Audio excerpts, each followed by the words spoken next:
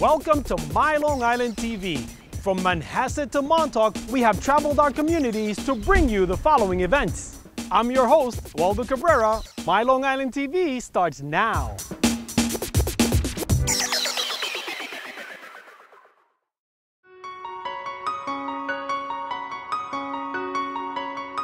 We are at the Theodore Roosevelt Sanctuary and Audubon Center in Oyster Bay, and we're at a bird banding and breakfast program. The mission of Theodore Roosevelt Sanctuary and Audubon Center is to connect people with nature. We do so through our programs that are education and environmental and conservation based. We think it's really important to connect people to nature so that they are able to then hopefully care about it and become stewards of the environment. The band is on here. I open the band up with this thing on the end. Then we just put it onto its leg. Press it closed. I'm banding wintering birds at a bird feeder. There's not a lot of birds around at this time of the year, and they all concentrate at the bird feeder, so it's a great time to put up my mist nets, that's what they're called, around the bird feeder, so when the birds come to feed and eat the seed, I can catch them. Yeah, I think he's on the other side. He's on the other side. Let's see. The bird gets caught in the net. They're not harmed. They're called mist nets. I go out, take the birds out of the net, and I put a band on their leg, which is got numbers on there. And this is done by the U.S. Fish and Wildlife. And then you record the data and put it onto a computer. Send it to U.S. Fish and Wildlife at the end of the year or when a whole set of bands are done.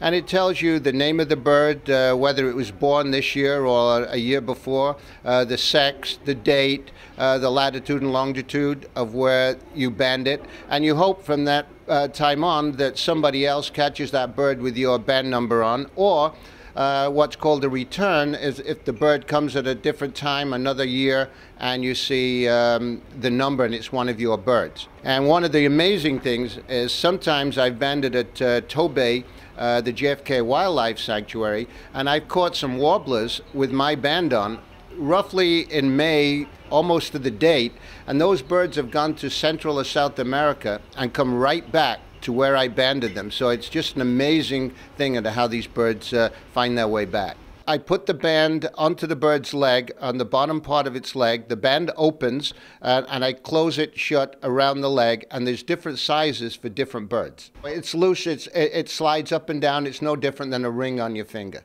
There's a little bit more browner on it. The female has a little bit more brown on the breast and around, if you see that. You see the shiny little bit of brown on the head too. I'll try to explain when I have the bird in my hand, whether it's a male and female, and show them the different characteristics on the bird where you can identify it. I think the most important part about educating the community is to find their own connection with the environment. Everyone got a picture?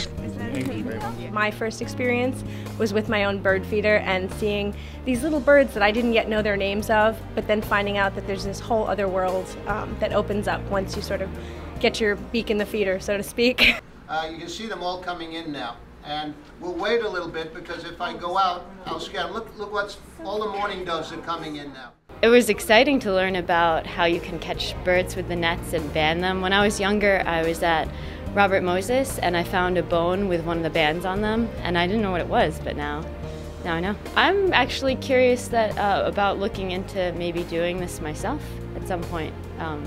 I learned that you have to get licensed for it, so I'm going to look online.